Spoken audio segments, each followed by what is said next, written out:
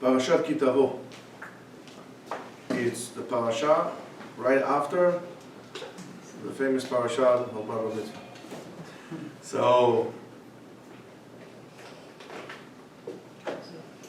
there's something weird going on this week's parasha. Really weird.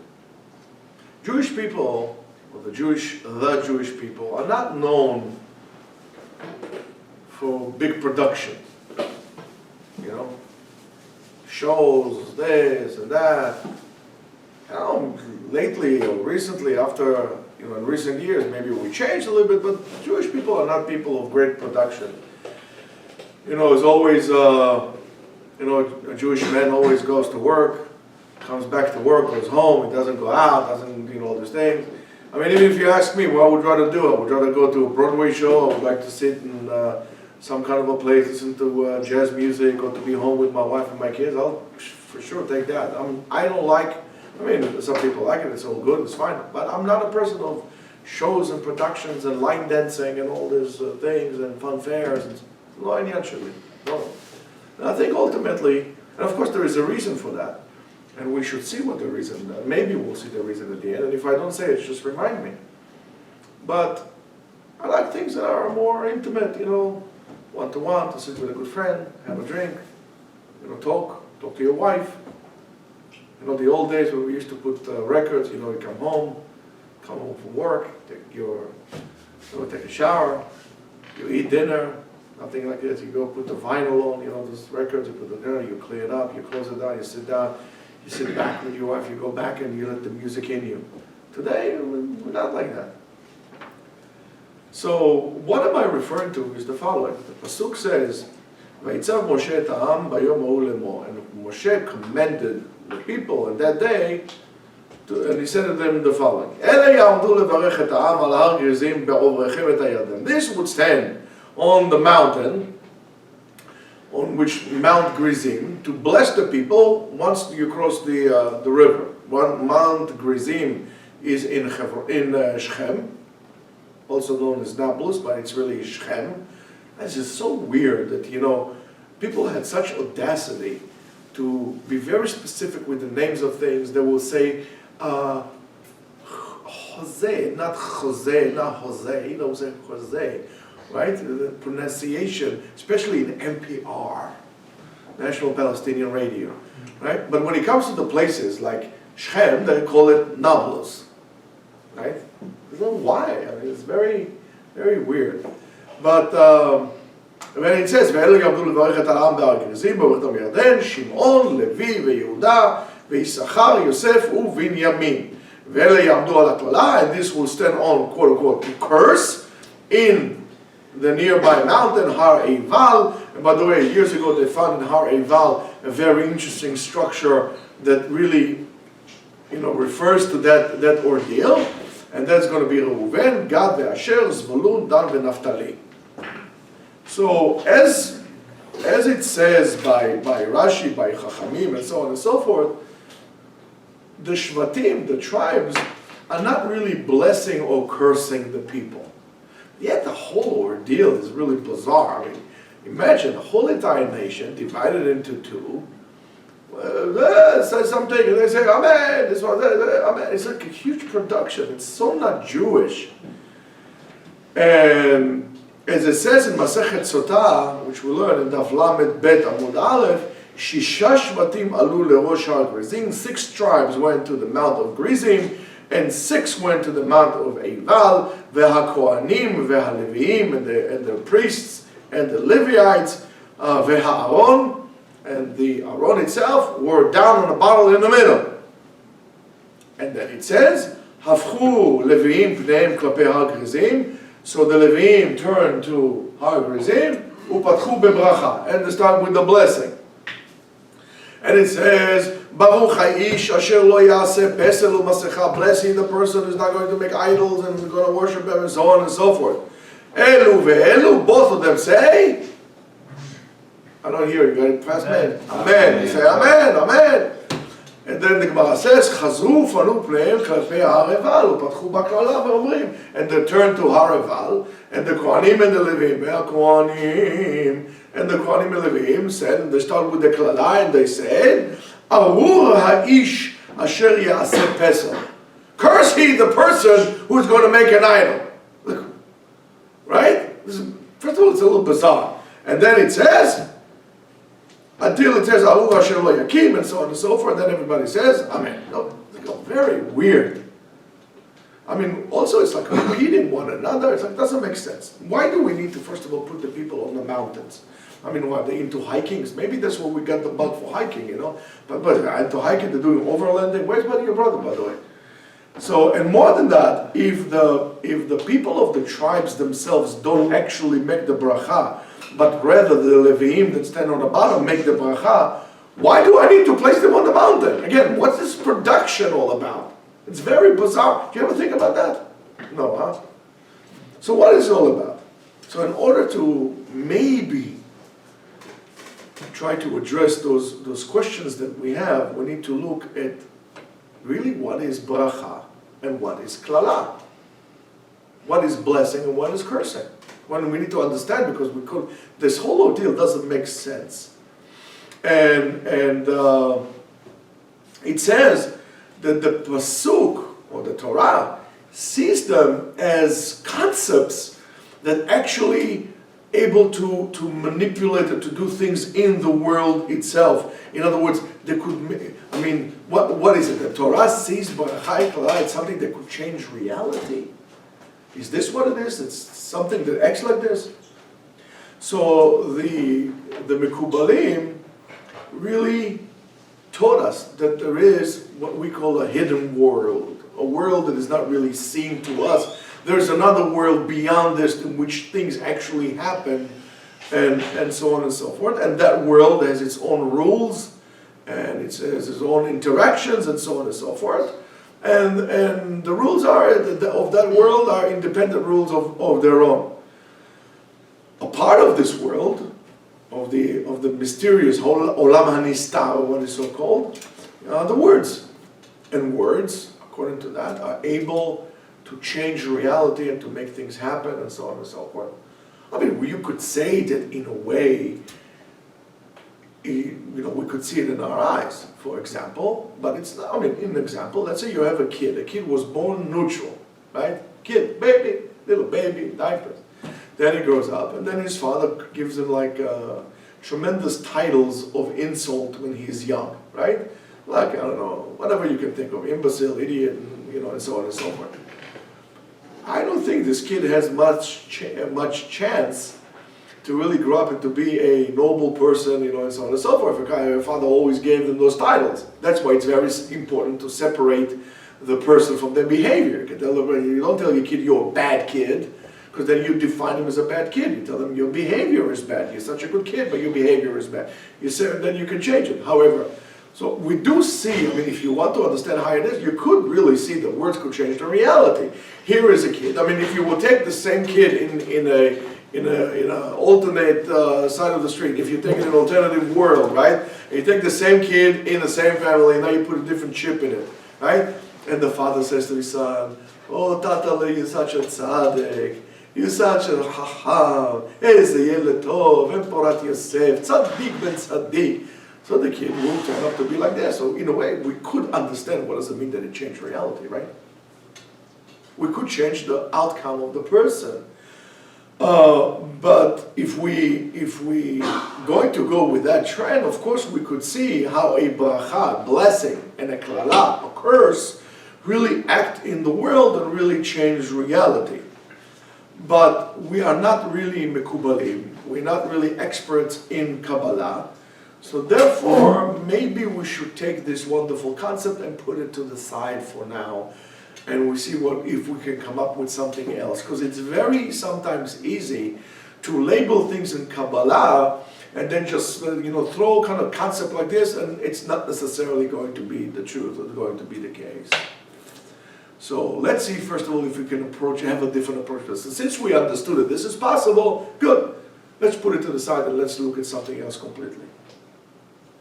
So sometimes we could see the concept of bracha and klala as an address the man addressing Shamayim, or addressing God, right? And he's calling upon Ribono Shel Olam. He says, please, I want this, and so on and so forth. And he's asking that please give a bracha to this guy, or give a klala to the other guy, and so on, please, and we're sorry.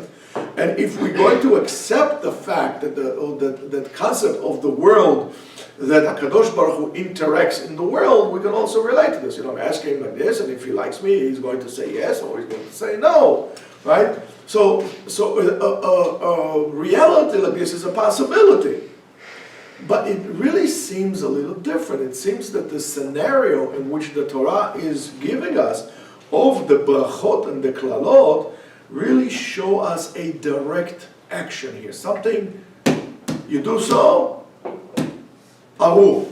You do so, baruch. In other words, you're cursed or you're blessed. You do so automatically. And it's not that I'm asking God. Here, in the concept that I'm asking God, for example, I say, Ribono Shel Olam, please mitpalel that all the guys who are not married in this yeshiva should find a nice kala, bat Torah, blah, blah, blah, the whole entire thing, shomer Torah. Everybody says, amen, it's tzaddik, right? I want a Kadosh Baruch Hu also, Ari, to have parnasa, bracha, v'atzlacha, zera shel kaima, Ari to say amen, amen, right, and so on. You too over there, right? Bimhera b'yamenu, if you know what I mean. Jelly bean. It's enough having fun. Yalla, let's go. So, here I'm asking for God, right? And until God is going to say, okay, there's an interaction. Here it seems that it will be like this. I put my hand into the socket, boom, get zapped. I do something, boom. It's immediately, one after the other. There's no delay, there's no request. That's the result of my action. So, let's look at this also, what we said in terms of referring to God, also as a since it's understood and it's clear, let's put it to the side and let's see something else. So let's look a little bit deeper into bracha. Again, my tongue is getting swollen from the allergies. It's crazy here. So the bracha and klala are objects in our Hebrew, in the language. It's an object. This is a bracha. And this is a kala. That's a blessing, that's a curse. So what is exactly between the relations? Is there any correlation between language and reality itself? So if you're going to look at the building blocks of the language, which are the words, we really build sentences. Bonim mishpatim, we build sentences. And those sentences could be divided into two parts, and two parts only. Anybody wants to take a guess? Come on, remember, a whole bunch of guys here. Anybody? Let's take a test? Not a test, I'm sorry. No one's trying? I'll tell you, it's very simple. It's like anything else. Sentences of truth, sentences of a lie. Emet v'sheker. There's no gray area.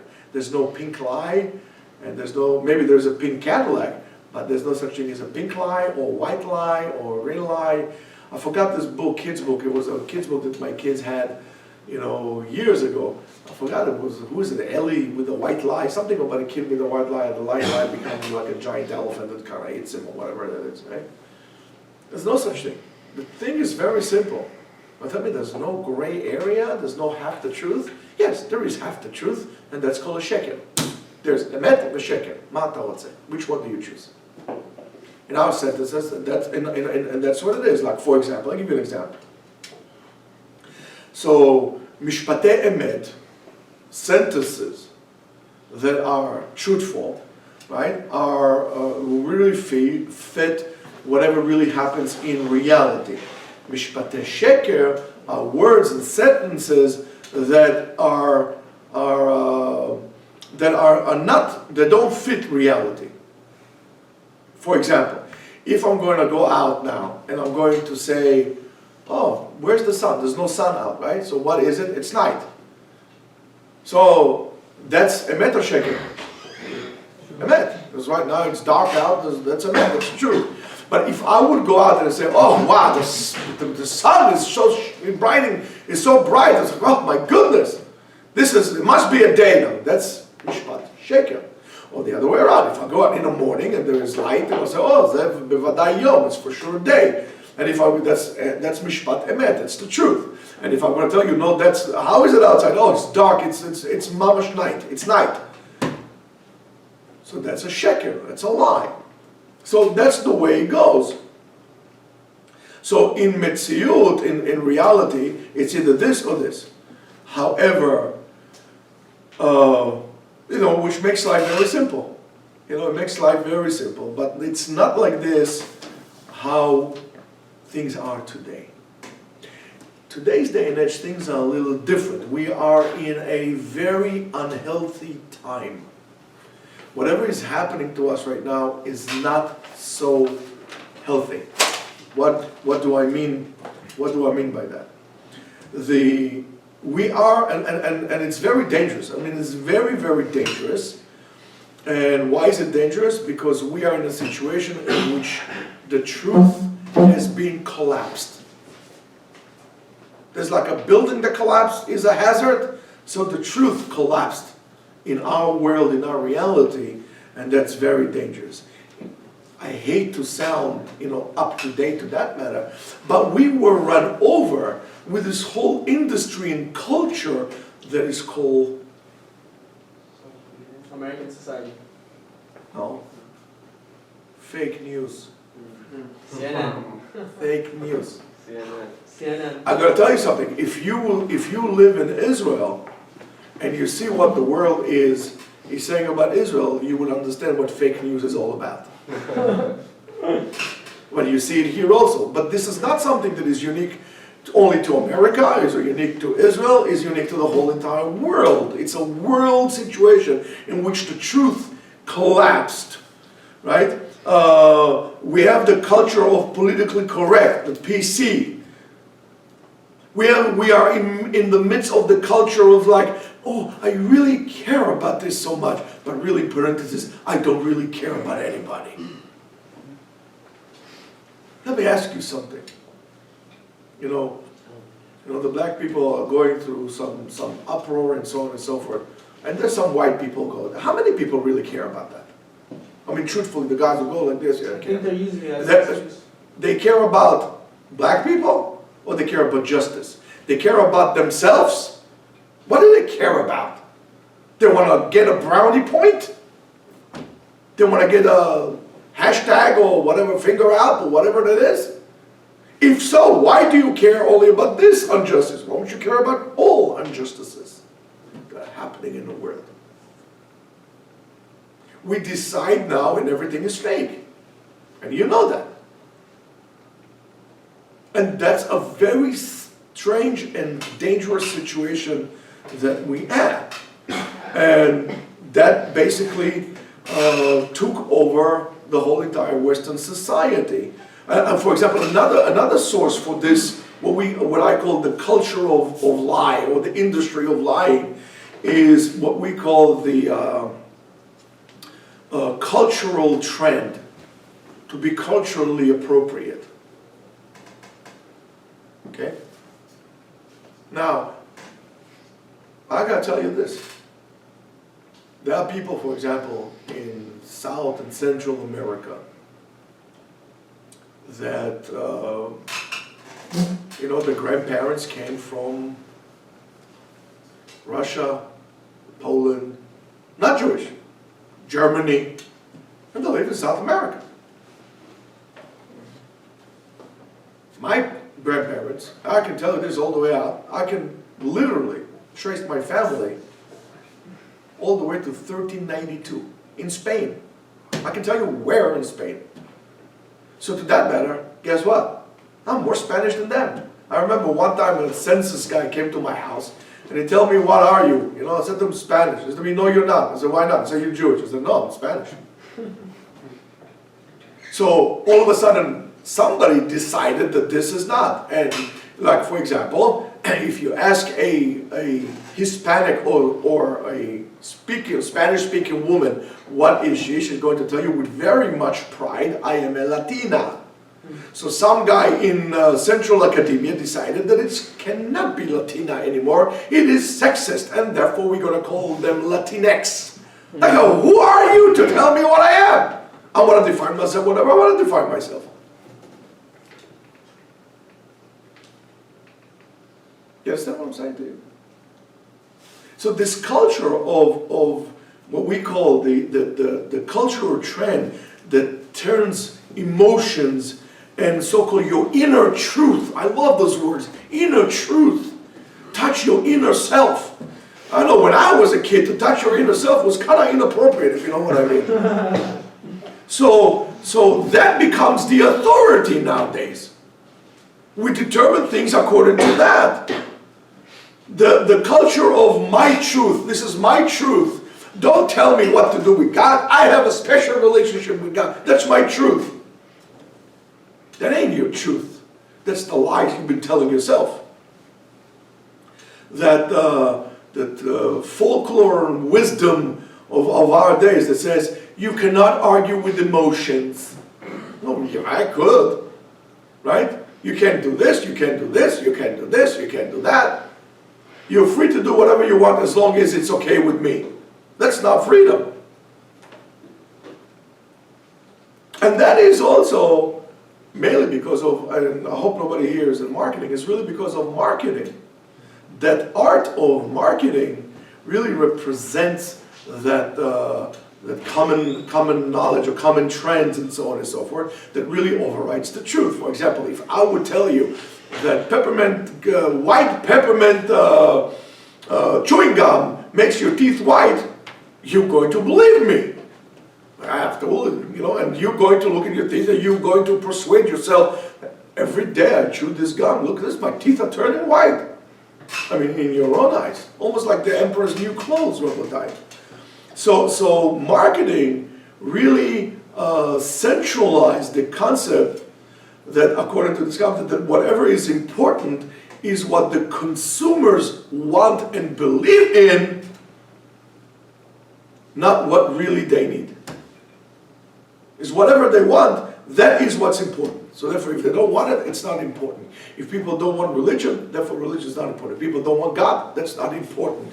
If people want God, well, we'll send it to you in a package and we'll ship it through Amazon. By the way, talking about Amazon, don't forget, if you buy Amazon stuff on Amazon, don't forget to do Amazon Smile and put the Yeshiva on. I think it's under congregation. Yeah, it's under congregation Etzion. So please do us a favor, because we really need help.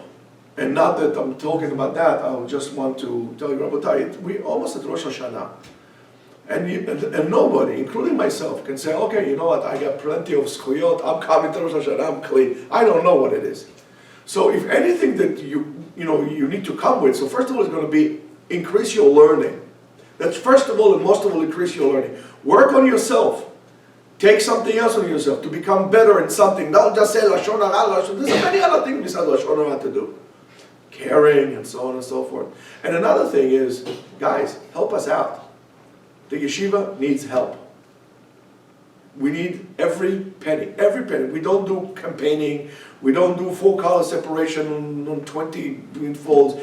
We only did one time a breakfast for a fundraiser. We did it 17 years ago when we started the yeshiva. But we need help. Our guys here, you guys, you learn here for free.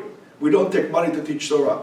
But we need money to pay for gas, we need money to pay for food, we need money to pay for all these things. We need your help. We can't do it alone. We need you, but you need us. That's how it works. So when we're talking about those things, so probability also becomes like a legitimate modus, right? It's something that we measure everything according to, is probability of knowledge that it doesn't really need facts.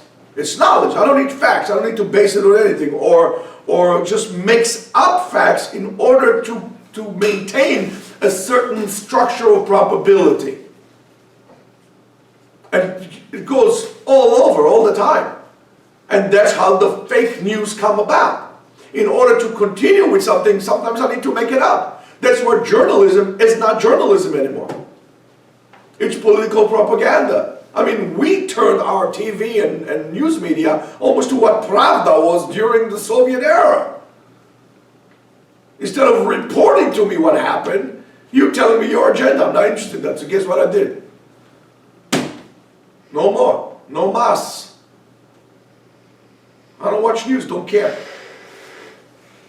So, probability substituted the truth, and that became the main weapon that people use to escape responsibility, to really mark enemies, and to put doubt in regards to known facts that all agreed on for thousands of years.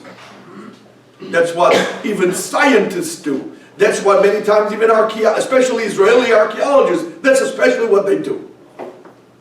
It's ridiculous. And that is what we call the post-truth, like neo-truth. Something new. It's a new truth. There's absolutely nothing truthful about it. According to, on the other side, in halacha, it's not the case. We are not poskim, we don't make a psak halacha, we don't make a determination of halacha based on what we call in yeshiva svarot keres, like a stomach reasoning. In other words, when you try to reason something, it has to be a little bit more than just an accidental burp.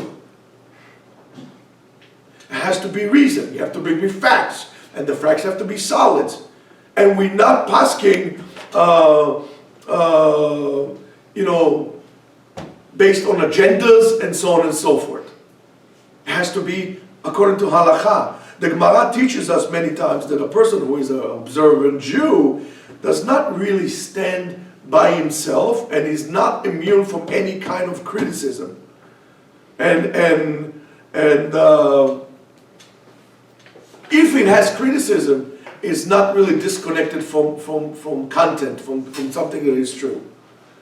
A person that is dependent on high trees, what we call ilanot gvoim, and diverge from that, is really appropriate to this criticism. And he puts a blemish or a dent not only in himself, but also in his educators, in his teachers, in his rabbis, in his mentors, and mainly you put a blemish or dent in the image of God. So from here is the great, we can understand why if let's say a great rabbinical figure or a great person that you hold on to is really failing, why there's great disappointment on that as well. However, on the other hand, there's also tremendous pride when this persona, this personality, does something this tremendous and really revealed to us his acts of chesed, his ability to teach and caring and so on and so forth. It has to be based on something. So on the surface, the bracha itself really belongs to this family of what we call neo-truth, or and so on and so forth, right? I bless you that you should have a good year. I bless you. I give you a bracha, right? And therefore, what happens? You're really happy. I'm happy, right? Even though that there is no connection between what I said to the year itself, or to the year that you're going to have. So what's going on here? Your year could be a good year. Your year could be a bad year. In a way, regardless of what I say. So what is, again, going back, what is this crazy thing that they're having over there between these two mountains that they have? The blessing and the curses are not mishpatei emet. They're not saying the truth. Is that a prayer? Is that wishing on things? Maybe it's something else altogether. We don't really know. So there was a okay, I don't want to talk about, I was about to bring you something from John Austin, which is a very famous philosopher and analyst of language. I'm not really wanted to really talk about that. The whole thing, it's getting a little short, so I'll skip that part. But I really want to focus here on somewhat of this question that we asked beforehand, and not in relation to all the sentences that they said, but regarding mainly to the sentences of Baracha. What is the point or the reason behind those verses in which they gave the blessing? What do we do with them? How do we use them? So in order to investigate, we need to go a little further, and let's look at what Chachamim said regarding brachot, because otherwise we are lost. So the Mishnah in Masechet Brachot, I think it's the sixth Mishnah in Masechet Brachot says, and I still remember it, how my wife used to learn it with my son. You know, when the two kids, when I had the two boys, I had a daughter and two boys at the time. So my wife in the afternoon, you know, she learned Mishnayot with my son. So I learned Mishnayot with one son, and then she learned with the other one. So I still remember the tune she was using. It was so funny. And now, because she was saying it so many times, my other son picked it up. It's so much that if you ask my wife to learn those Mishnayot, she'll be able to tell you those Mishnayot by heart, because she remembers the tune.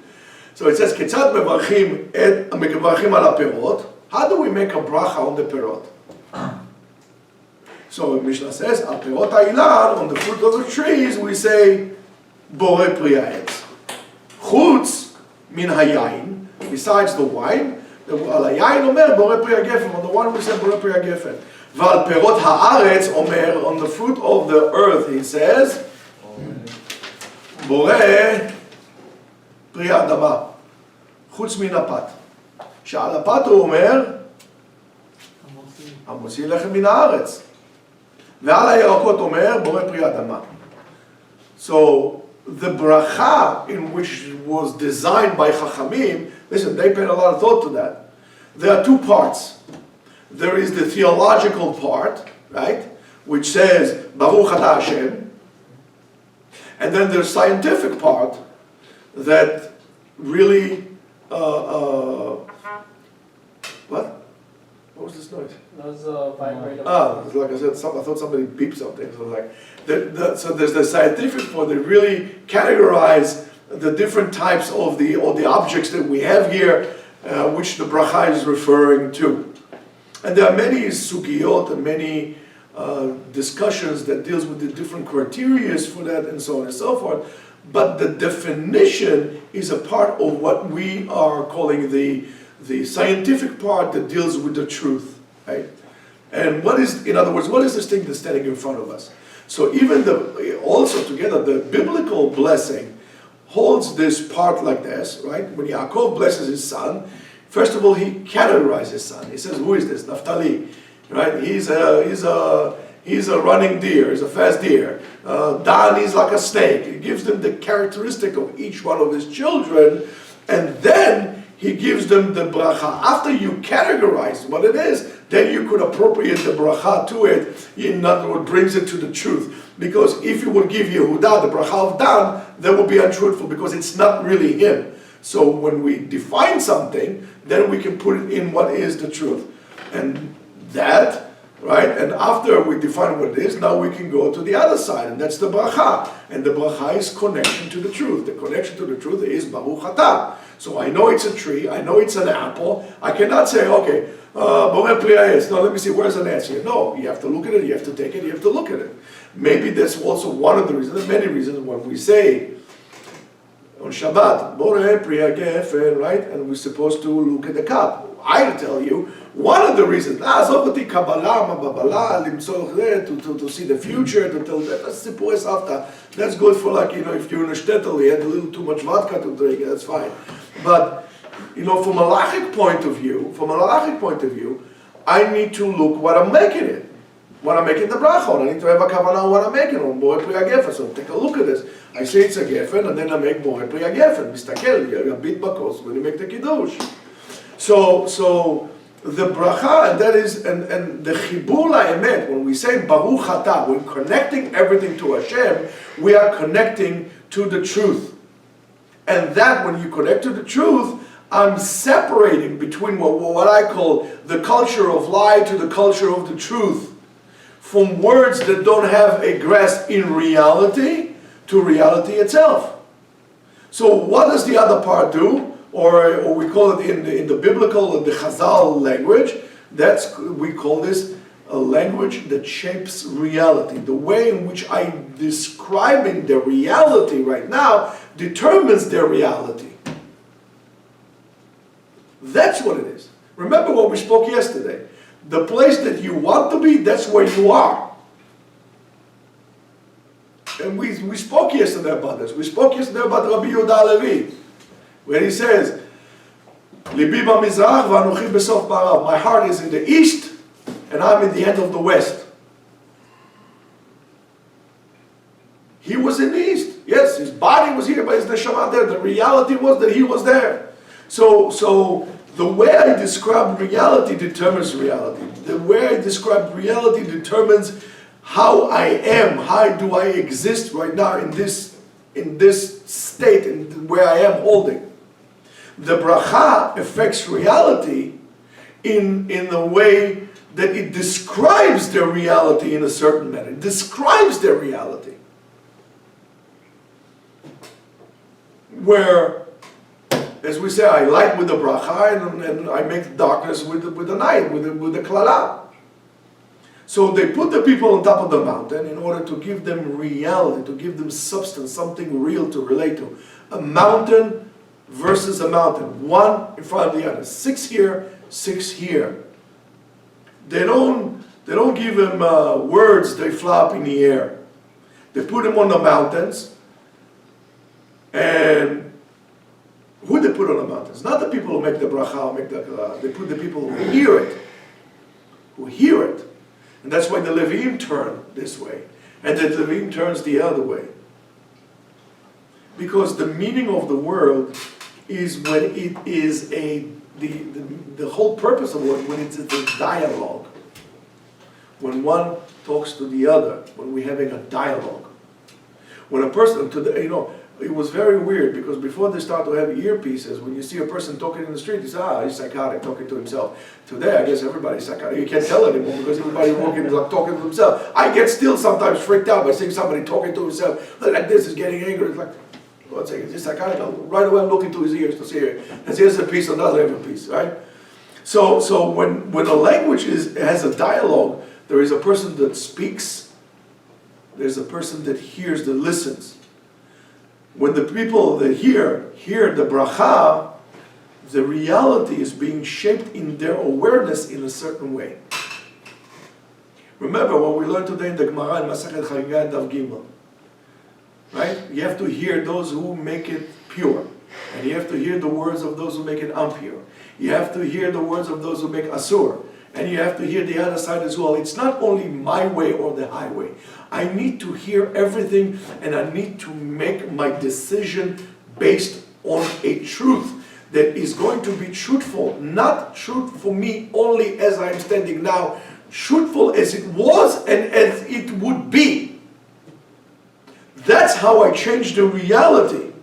Now, when I make somebody or give somebody a blessing and say Shana Tova, it's not Ani mevarech otcha b'Shana Tova. I'm blessing you versus that I'm saying to you, making a statement Shana Tova. I'm making the statement of Shana Tova.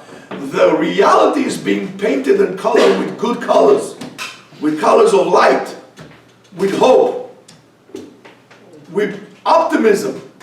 I'm saying Shana Tova. We all know what it is, but we're wishing Shana Tova. We're making a statement. And by doing so, we are coloring reality in those specific colors that really become the colors of the community in which the community identifies with. That's why the Torah does not like people who complainers. The complainers, they complain, they complain, they complain. They create the reality in a dark shape. They make it bad for everybody. That's why we don't like negative people and negativity. There's something about it. Be around optimistic people, and usually are more successful. In the world there is a bracha or klala, and we should know that as much there is a bracha, there is a klala, and as much there is a klala, there is a bracha. You decide. You choose. You choose where you're going to go. They ask you, You want bracha or you want klala? What is it that you want? How are you going to paint your reality? It's very interesting. We're always reminiscing on the good old days. I never heard somebody saying, the bad old days. Those are good old days. Oh, the good old days, you know? When you were in high school, oh, God, I hate school. I hate high school. Now that you post-college, you say, oh, man, they high school, that was great. That's not great. Well, you mean great. I was there together with you. You told me it was horrible. Wait, tell me it's great. We tend to repaint reality. So look at things the way it is. It's good. Paint your reality. It's up to you. Things are not good, no bad. It's you decide what they will be. And if you want bracha, right?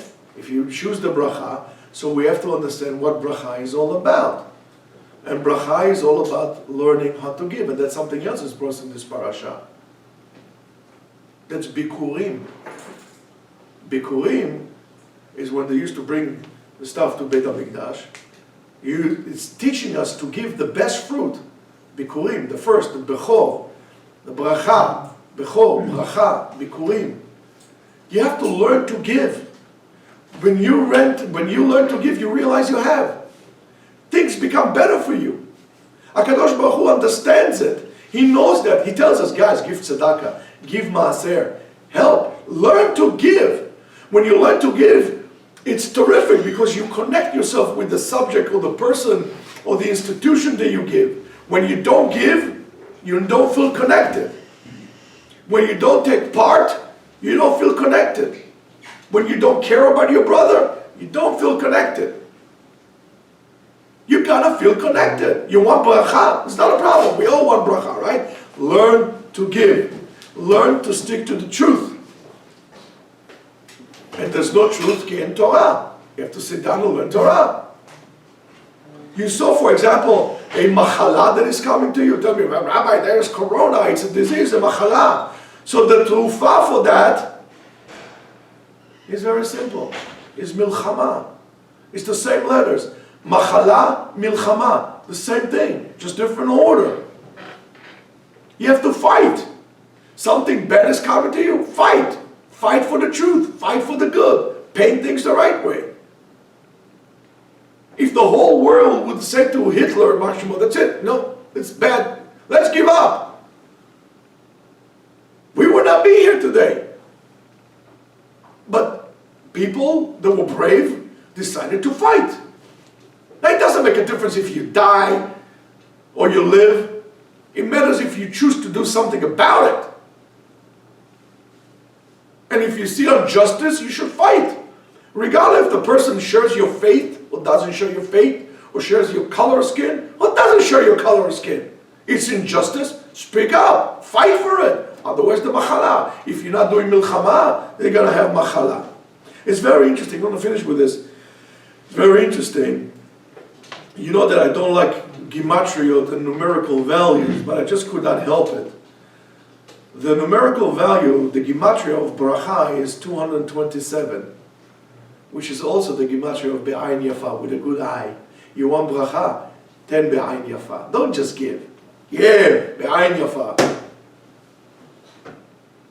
This, a while ago, this woman calls me up. She says, I would like to make a donation for the yeshiva. I said, fine. So she told me, I said, how much? I told her what I told her. All of a sudden, I get the check. It's like 3 times as much as this. Listen, I made a mistake. I didn't mistake. I said, what happened? So she said, I decided to give. And then I said, hey, why not? I'll give more. She gave me 3 times more. I mean, it's unbelievable. That's an unbelievable thing. That's bracha, having bracha. Why? Be'ayin yafa, with a good eye. Somebody comes to you. You give him a quarter. Okay, one of those schnorrers that bug you here every day, and you see her go outside to come up with a Mercedes. Okay, fine, I understand. I just give him a quarter. But somebody who's really poor, I give him a quarter. Give him $5. It's a big deal. That little behind your fun. Give him with not only in a generous way, give him with a smile in the face. You change his reality. I remember there was a Breslov guy who used to come from Israel a few times a year to collect money. Poor as dirt, you could see from his clothes. And one time I was in Kola, I didn't have money. I said to him, listen, buddy, I really don't have money. I really don't. But I can give you water or fruit. He said, please, I'm dying of thirst. I didn't eat all day. Give him more water and thirst. More water and a fruit to eat. Every time he came, he says, listen, I don't want money. Just first of all, give me some water. Give me fruit. It's so nice. He said, you know, people give me money, they think I'm a criminal. You give me. I said, Dr. Chai, he used to come to my house. He used to dance. This is a very funny guy. Doesn't come anymore. I guess he's doing better. So, also, the numerical value of bracha is also chaver tov. You want to have a bracha? Have good friends around you. Chaver tov, 227. Because they will help you paint a reality in good colors. They will, hey, listen, what's the matter with you? Come up. Right? You're not coming to Yeshiva, I don't know, you have some internship to do. Your friend will give you a chaver tov, what are you doing this? Come on, let's go to a hiking trip. Let's go camping. Let's learn to drink some bourbon. Let me take care of it. Sit down, let's talk about it. Forget about internship, come to Yeshiva. Right, see?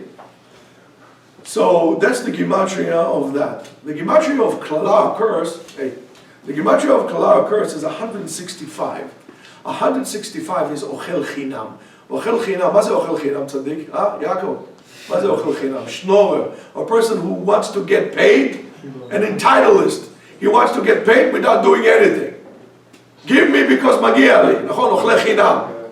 תן לי, לא רוצה לעבוד. I don't want to work, I don't want to do anything. Give me. Government paychecks, right? They're ochel chinam. That's a klala, that's a curse.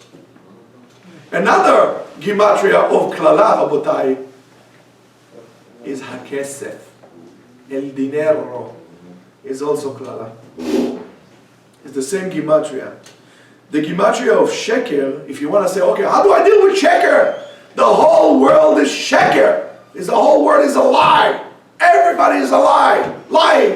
What can I do? Should I lie myself? So the gematria, the numerical value of sheker is 600. So how you deal with the sheker? With the same numerical value on the other side. Remember, Hagezim, Harival. Klala, bracha. What goes with sheker on the other side? Kesher? No. En yeush ba'olam klal. Never give up hope. If you want to, people, it's a curse when you give up hope. When people tell you there's no hope, the sky is falling, right? Now, if we're going to talk about the truth, the numerical value of the truth is 401. And 401, the gematria of gachelet. Gachelet means a burning ember. Gachelet is an ember. So always have a gachelet burns inside of you. And it's also the same numerical value of Hamelech Anachnu Ne'emanim. King, we are loyal to you. Always have, that's the truth. We always have to be loyal to Hashem. And it's also, Rabotai, the same gematria, Emet, is the same gematria of Yom Hadin HaGadol VeHanorah, the great, awesome day of judgment. Shabbat Shalom.